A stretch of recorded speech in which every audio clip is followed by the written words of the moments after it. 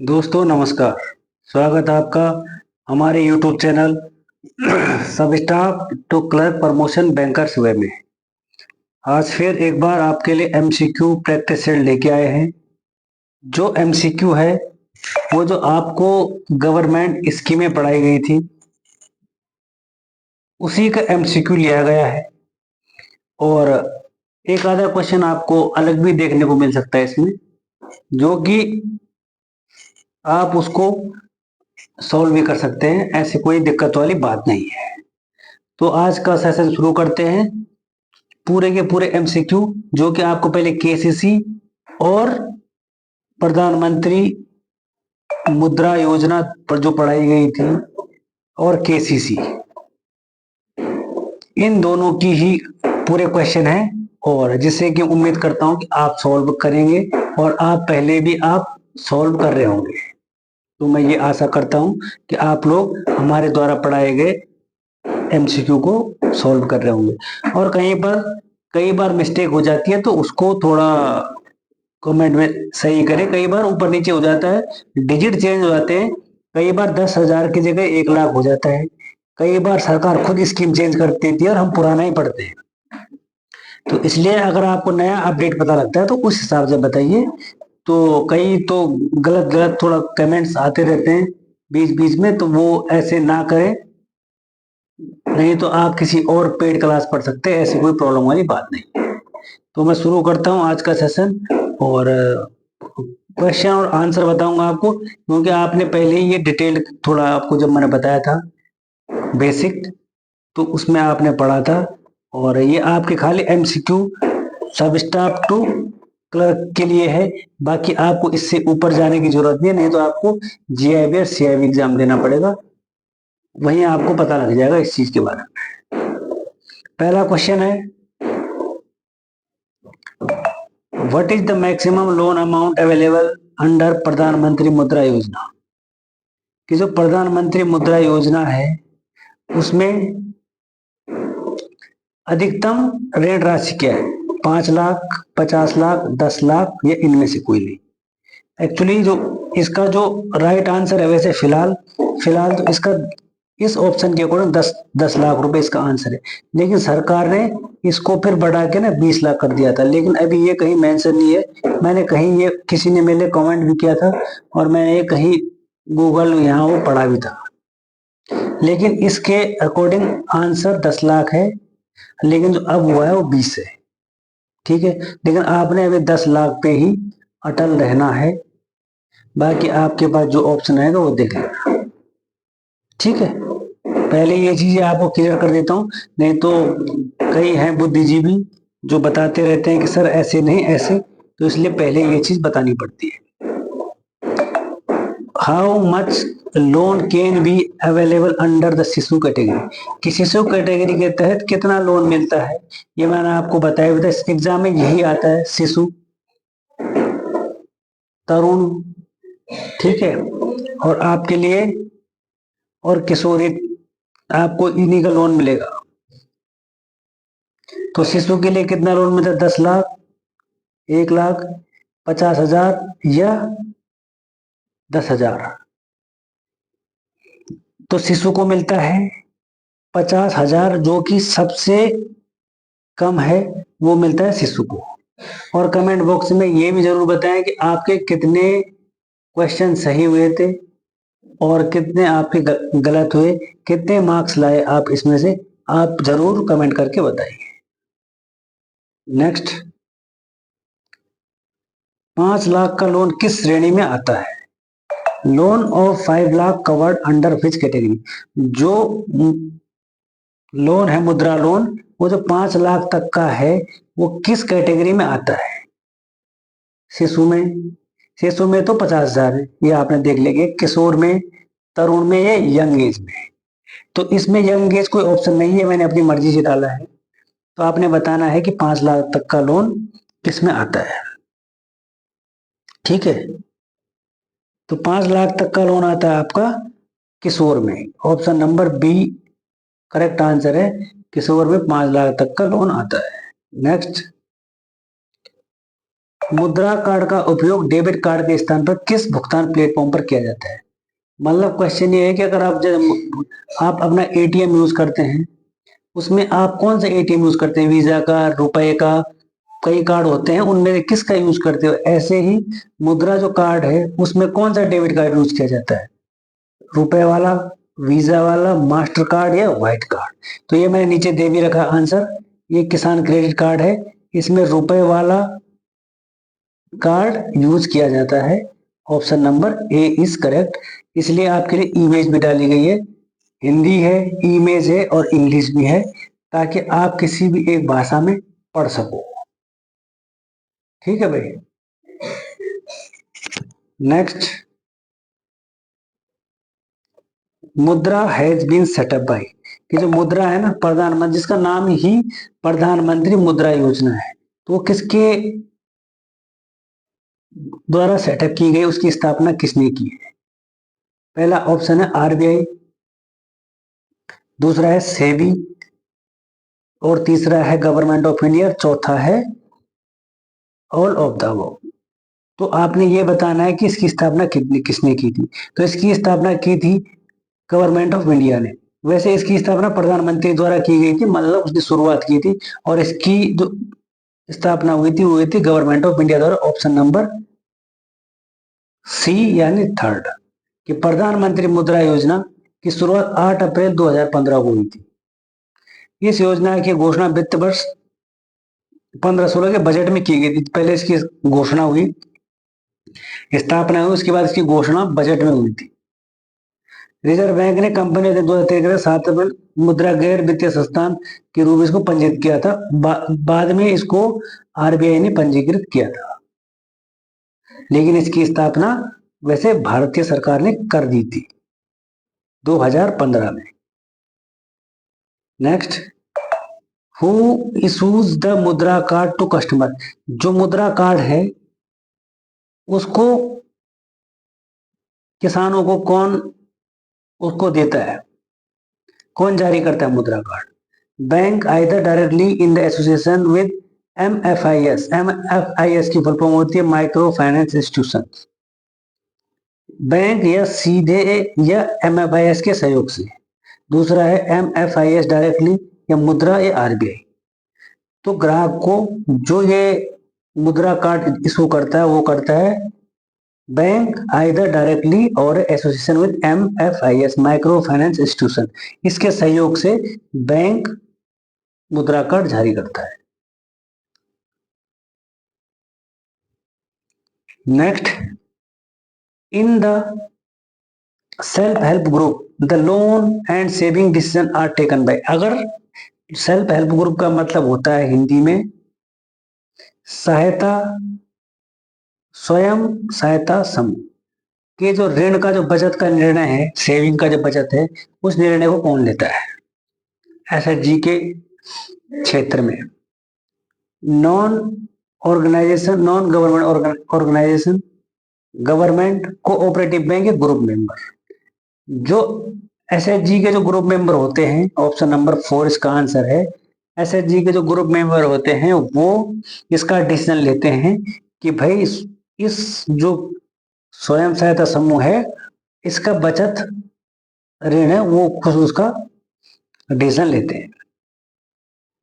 Next, how many members of SHG, जो self help group है, SHG की full form होती है सेल्फ हेल्प ग्रुप में कितने मेंबर होते हैं? तो सेल्फ 10 से 20, 20 से 25, 20 से 50 या 5 से 10। तो सेल्फ हेल्प ग्रुप में होते हैं 10 से 20 मेंबर होते हैं सेल्फ हेल्प ग्रुप में। अगला है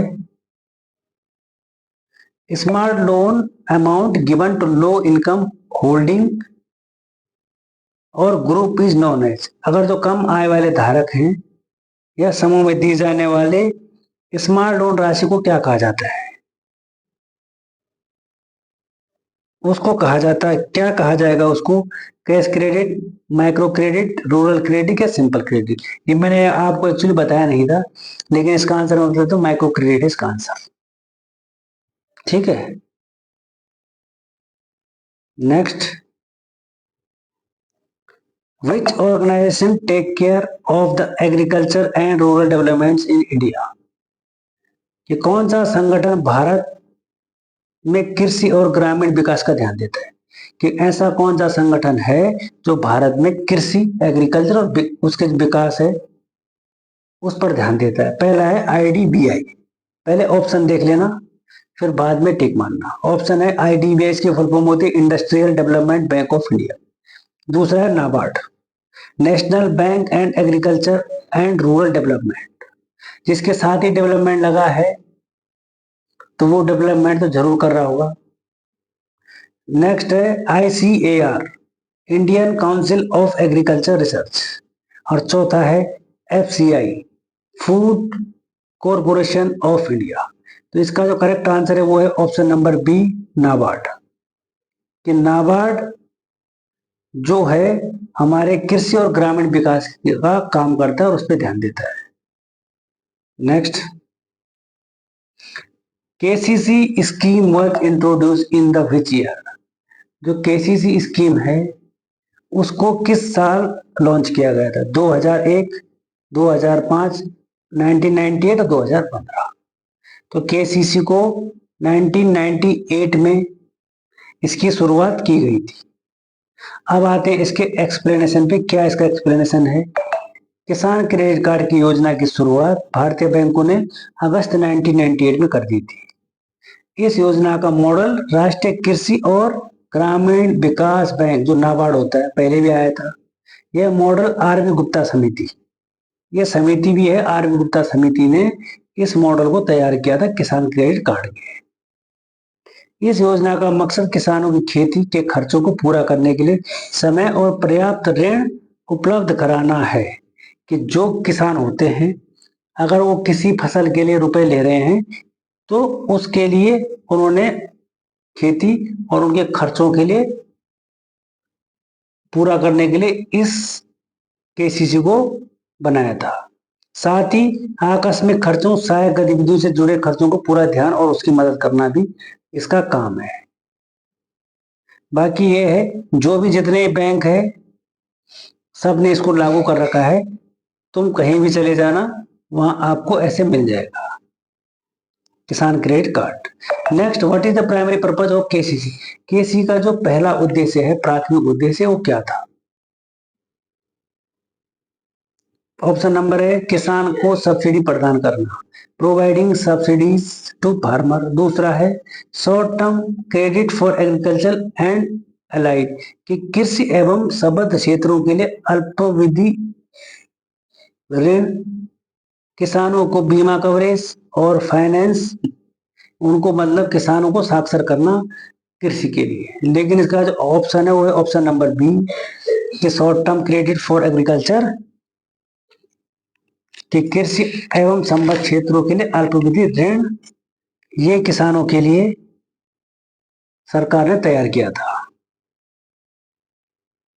नेक्स्ट, कहीं पर कोई मिस हो जाता है, ऊपर नीचे हो जाता है बोलने में, तो क्योंकि थोड़ा वीडियो में हो जाता है तो इसका जरूर थोड़ा आप लोग ध्यान दें, है ना। कभी कभी हो जाता है, अब इतने लोगों की पूर्ति नहीं हो पाती है तो कहीं कहीं मिस्टेक भी हो ही जाती है, क्योंकि लाइनें ऊपर नीचे हो जाती है, ऑप्शन गलत पड़ा जाता है कई बार। तो आप नहीं बताना सर ऐसा है, क्योंकि वहां पे इंग्लिश लिख के नहीं देनी है कि सर ऐसे ऐसे ऐसे है। कई हैं जो अंग्रेजी लिख के भी दे रहे हैं, तो बाकी आपकी मर्जी है। What is the repayment period for loans taken under the KCC scheme?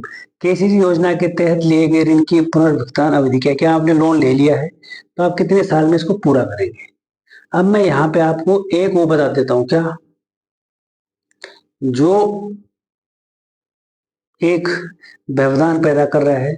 वैसे ऑप्शन है 5 साल, 10 साल, 3 साल, या कृषि मौसम के अंत में चुकौती दे। अगर आपने केसीसी लोन ले लिया है तो उसका जो टाइम पीरियड है वो है 5 साल, ऑप्शन नंबर ए। अब नीचे सुनो, नीचे ये है कि केसीसी वाले कहते हैं कि अगर आपने किसी फसल के लिए लोन लिया है, मान लीजिए आपने गेहूं के लिए लोन लिया है और गेहूं की फसल अभी हुई नहीं है, तो जब आपकी गेहूं की फसल बिक जाएगी तो तब आप इसका रिपेमेंट कर दोगे। कहीं पर मैंने ये पढ़ा था, मैंने आपको इसलिए बता दिया कि repayment due at the end of the agriculture season, कि आपका जो आपने लिया था गेहूं के लिए, धान के लिए, मक्के के लिए, उसका टाइम अगर समाप्त हो गया है, आपने उसको बेच दिया है, तो आप उसका पेमेंट करोगे। वैसे आंसर 5 साल है, लेकिन ये भी मैंने पढ़ा है, इसलिए मैंने आपको ये बता दिया है कि ऐसे भी आंसर हो सकता है।